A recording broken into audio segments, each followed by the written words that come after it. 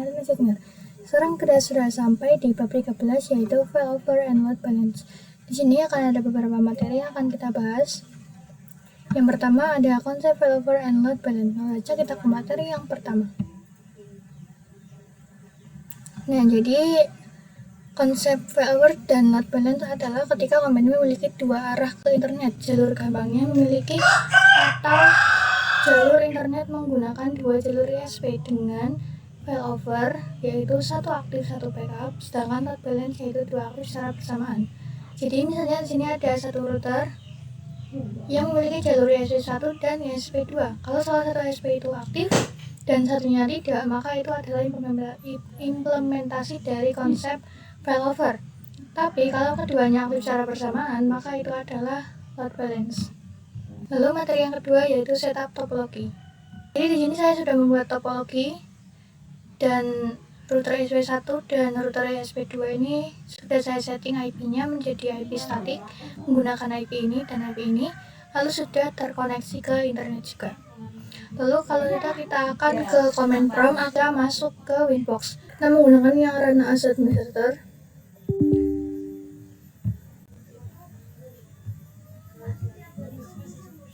Di sini kita ketikkan root at 10.0.137.0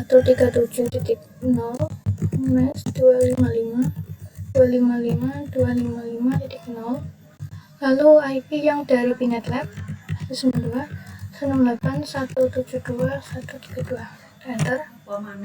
Lalu kita akan coba ping IP yang ada di router ISP1 dan router ISP2. Ping 10.0.137.146, ini sudah TTL. Lalu yang ISP2 10.0.137.147. Nah, di sini juga sudah TTL. Lalu kalau sudah, kita bisa masuk ke Winbox.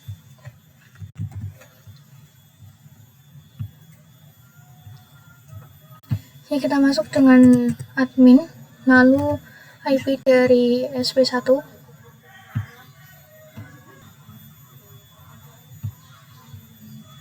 lalu SP2. Dan ini saya sudah berhasil masuk, lalu akan saya ganti dulu untuk namanya.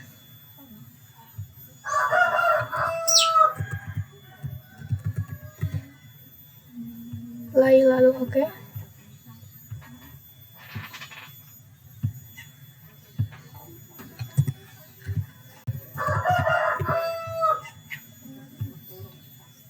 Jadi di sini kan router customer ini kan belum mendapatkan IP. Jadi untuk mendapatkan IP kita akan memasang gateway pada router ISP1 dan router ISP2. Nanti kita akan menggunakan gateway yang 1.1 dan 172.1.1 ini. Kita ke Winbox ISP1, kita ke IP, lalu addresses. Kita masukkan IP 192.168.1.1/24, lalu interface-nya ether 2, kita apply, lalu oke.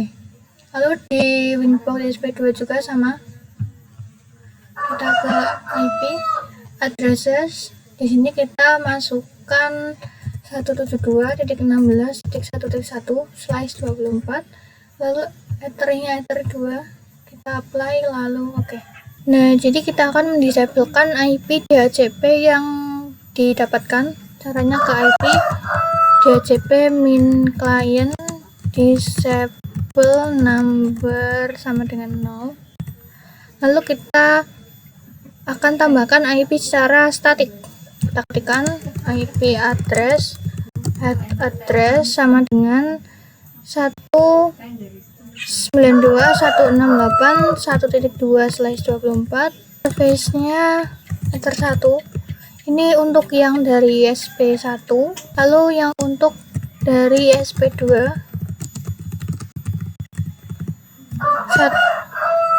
72.16.1.2/24, interface-nya ether 2. Kita coba IP address print. Nah, di sini sudah ada IP di Ether 1 dan Ether 2. Akan coba ping 192.168.1. Nah, di sini sudah TTL, lalu kita akan coba yang ISP2 16.1. Nah, di sini juga sudah TTL. Lalu kita akan ke materi selanjutnya. Di sini kita akan menggunakan fitur Roamon untuk masuk ke Winbox pada router customer. Kita akan aktifkan dulu fitur Roamonnya. Kita ke tool Roamon, set enable sama dengan yes, kita enter. Di SP1 ini kita akan aktifkan fitur Roamonnya juga. Kita ke tools, lalu Roamon. Nah, di sini kita centang enable-nya, lalu kita apply, lalu oke. Kita ke new Winbox. Sini masukkan IP dari router SP1, lalu kita pilih connect to Roamon. Nah, kita pilih yang ini, lalu kita connect. Nah, di sini kita sudah berhasil masuk. Kita akan mengganti namanya dulu agar mudah dikenali. Kita ke sistem identity. Sini saya akan menggantinya menjadi router customer. Kita apply, lalu oke. Kita ke menu IP, lalu addresses. Nah, di sini sudah ada IP di Ether 1 dan juga Ether 2. Kita akan coba ping gateway-nya dulu. Ping 192.168.1. Nah, di sini TTL. Lalu yang 102.16.1. Nah, di sini juga sudah TTL ya, teman-teman. Lalu kita akan ketikkan IP root print. Nah, di sini itu belum ada gateway yang mengarah ke internet, jadi kita akan tambahkan dulu. Kita ke IP, lalu ke root, kita ke tanda plus. Nah, di sini DHCP address-nya default aja. Untuk gateway di sini yang ke ESP1 192.168.1.1. Kalau sudah kita apply, lalu oke. Lalu kita akan tambahkan lagi untuk yang mengarah ke ISP2. Gateway-nya 172.16.1.1. Kita apply, lalu oke. Nah, di sini yang aktif adalah Ether 1. Sedangkan yang SP2 ini tidak. Nah, ini merupakan konsep dari failover. Kita akan coba pengujian sebelumnya, karena ini ada dua jalur, yaitu SP1 dan ESP2. Nah, di kedua router kita akan konfigurasi NAT-nya terlebih dahulu agar mendapat akses internet. Kita ke Winbox, ke router 1, kita ke IP, lalu firewall, lalu NAT. Kita akan tambahkan ini chainnya SRC NAT saja. Lalu out interface di sini Ether 1, lalu kita ke action di sini masquerade. Kita apply, lalu oke. Lalu kita akan tambahkan di Winbox router ESP2. Kita ke IP, lalu firewall. Kita tambahkan di sini chainnya default, out interface-nya Ether 1, action-nya masquerade. Kita apply, lalu oke. Kita akan melakukan pengujian di router customer. Di terminal kita akan coba ping 8888. Nah, di sini TTL. Lalu agar bisa pingpool.com, kita akan mengkonfigurasi IP DNS-nya dulu. Kita ketikkan IP DNS set server sama dengan 888. Lalu kita coba pingpool.com. Nah, di sini juga sudah TTL ya, teman-teman. Lalu kita akan hubungkan router customer ke VPC 1 dan VPC 2. Lalu kita nyalakan VPC-nya. Nah, kita akan membuat kedua VPC ini itu bisa terkoneksi internet. Tapi sebelumnya bisa dilihat di sini ada Ether 3 dan juga Ether 4. Jadi kita akan buat bridge-nya terlebih dahulu agar bisa di satu interface. Kita ke Winbox Customer. Kita ke menu bridge, lalu kita plus. Ini saya namai dengan bridge Bridgener. Kalau sudah kita apply, lalu oke. Kita ke menu ports, kita ke tanda plus. Di sini interface-nya Ether 3. Kita apply, lalu oke. Lalu kita tambahkan yang Ether 4. Tambahkan Ether 4, lalu kita apply, lalu oke. Lalu kita akan tambahkan IP di VPC 1 dan VPC 2. Kita ke Winbox Customer, kita ke IP, lalu addresses, kita ke tanda plus. Di sini masukkan IP 10.10.10.1/24. Di sini interface-nya saya menggunakan Bridgener. Kalau sudah kita apply, lalu oke.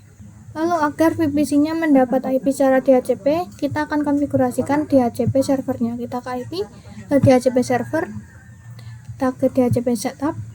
Di sini interface-nya menggunakan Bridgener. Kalau sudah, kita next terus. Kita oke. Akan masuk dulu ke VPC 1.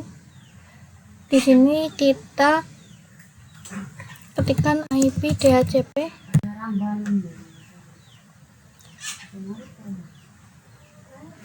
Nah, ini VPC 1 mendapatkan IP 10.10.10.254. Kita akan lihat di VPC 2 juga. Kita ketikkan IP DHCP.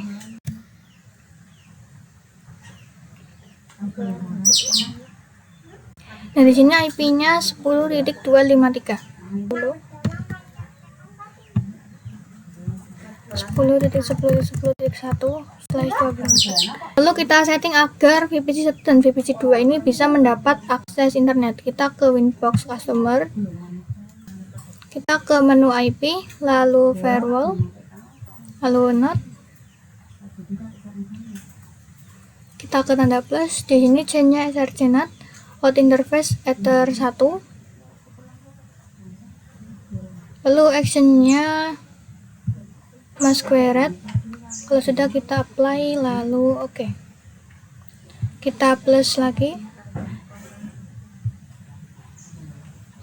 Chain-nya di sini SRC-NAT, out interface-nya di sini kita menggunakan yang Ether 2. Lalu action-nya kita akan pilih masquerade. Kalau sudah, kita apply, lalu oke. Kita akan coba cek di terminal VPC 1 dan VPC 2. Di sini saat ping 88 ZTTL, lalu dilihat range-nya ini melewati 10.1 dan 192.168.1.1. Di VPC 2 juga sama ya teman-teman. Lalu kita akan konfigurasi file overnya. Kita menggunakan cara yang disable dan juga enable, tapi itu kan kurang leluasa, jadi kita bisa menggunakan parameter yang disebut distance. Jadi kalau nilai distance-nya semakin tinggi, maka itu semakin tidak diprioritaskan. Kita klik yang Ether 1, kita akan coba naikkan distance-nya menjadi 10. Kita apply, lalu oke. Nah, bisa dilihat ini jalurnya sudah beralih ke ESP2 karena distance-nya itu lebih sedikit. Kita akan coba kembalikan lagi ke distance 1, kita apply, lalu oke. Nah, bisa dilihat ini jalurnya sudah ke ESP1 yang aktif ya teman-teman. Lalu kita akan mendisablekan yang ESP1. Jadi nanti kita akan memakai bantuan yang bernama check gateway. Kita klik yang Ether 1. Nah, ini di check gateway ini kita menggunakan yang ping. Kalau sudah, kita apply, lalu oke. Kita akan disablekan dari ESP1-nya. Kita ke Winbox 1. Nah, untuk yang Ether 2 ini kita akan coba disablekan. Kita coba lihat di router customer. Nah, bisa dilihat di sini yang aktif adalah Ether 2 karena tadi kita mendisablekan yang di ESP1. Kita akan coba aktifkan lagi. Nah, di sini terlihat sudah kembali aktif ya teman-teman. Materi selanjutnya yaitu load balance ICMP. Konsep load balance. Jadi konsep dari load balance adalah dua link ESP aktif bisa difungsikan bila kalian ingin membagi jalur internet. Misal ke Facebook jalur 1 dan ke YouTube jalur 2. Load balance dengan metode CMP yang merupakan improvisasi dari metode round robin load balance. Kita akan coba disablekan.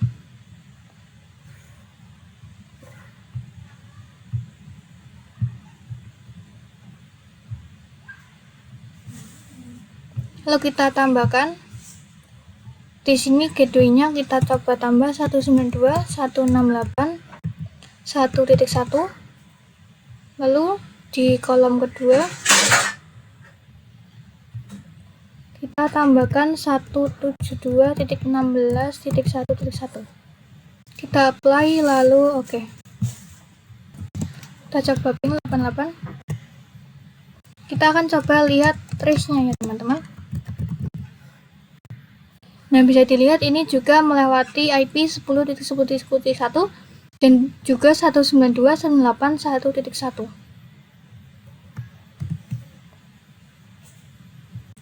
Lalu di VPC 2 juga kita akan coba ping 88 dan melihat trace-nya. STTL, lalu trace 888. Nah, bisa dilihat ini juga melewati IP 10.10.1 yaitu bridge-nya dan juga 192.168.1.1. Ini yang disebut dengan konsep round robin ya teman-teman. Lalu materi selanjutnya yaitu trace route. Kita akan coba konfigurasi. Kita ke tools, lalu kita pilih trace route. Kita akan coba menggunakan IP dari Google dulu. Lalu kita coba start. Nah, di sini terlihat ini memakai yang ISP2 ya teman-teman. Dari selanjutnya di sini kita akan mengatur bandwidth atau kecepatan. Di sini saya akan membuat ISP1 itu 2 Mbps dan ISP2 8 Mbps. Ke IP, lalu ke route.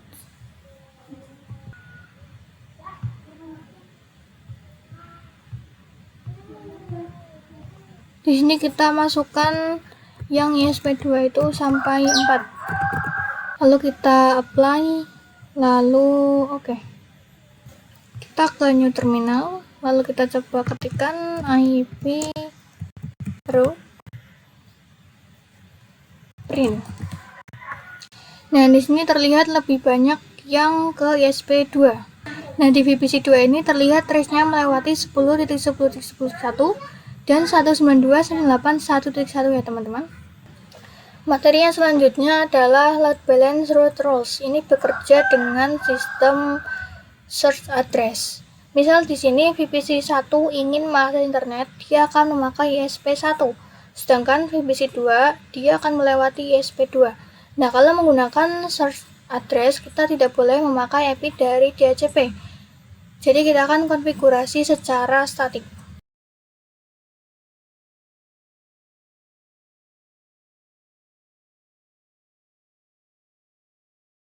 Nah, ini kita ketikkan IP 10.10.10.11/24, lalu untuk gateway-nya 10.10.10.1/24. Kita enter. Lalu di VPC 2 juga sama. Di sini IP-nya 10.10.10.12/24. Gateway-nya sama 10.10.1/24. Kita enter. Kita ke Winbox customer, lalu di IP route kita akan disablekan terlebih dahulu. Lalu kita ke bagian rules, kita ke tanda plus. Ini search address, kita isikan IP dari VPC 1 dulu, yaitu 10.10.10.11. Lalu tabelnya di sini kita ketikkan VPC 1. Kalau sudah, kita apply, lalu oke. Lalu kita tambah lagi. Di sini search address-nya 10.10.10.12. Lalu tabelnya VPC 2. Kita apply, lalu oke. Lalu kita ke root lagi, kita ke tanda plus. Untuk gateway-nya kita isikan 192.168.1.1. Lalu routing marknya di sini kita pilih VPC 1. Kita apply lalu oke. Lalu kita tambah lagi di sini gateway-nya 172.16.1.1. Lalu routing marknya VPC 2. Kita apply lalu oke. Nah, nantinya di VPC 1 dan VPC 2 itu akan bisa mengakses internet ya teman-teman. Lalu kita ke materi yang terakhir.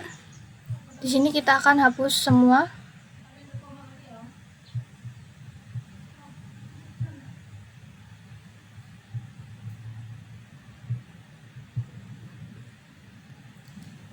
Lalu kita ke IP, lalu firewall. Kita ke bagian mangle ini, kita ke tanda plus.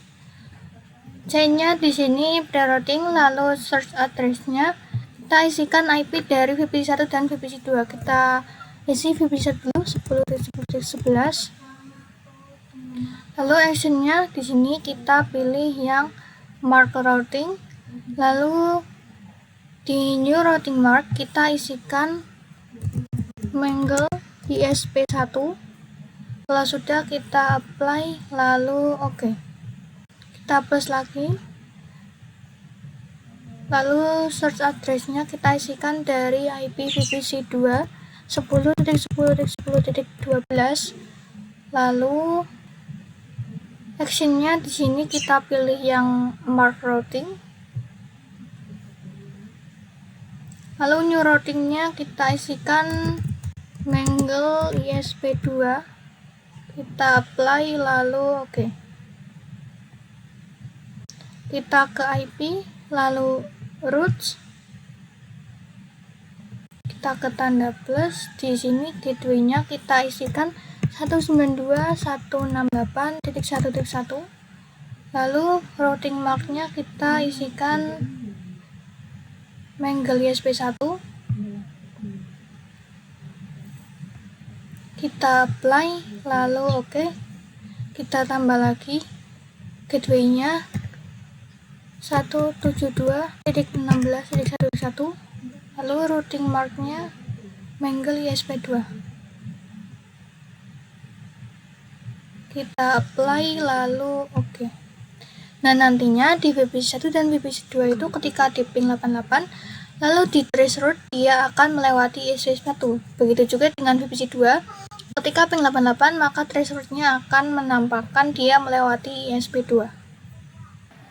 Sekian materi di bab 13 kali ini. Sampai jumpa di video berikutnya. Wassalamualaikum warahmatullahi wabarakatuh.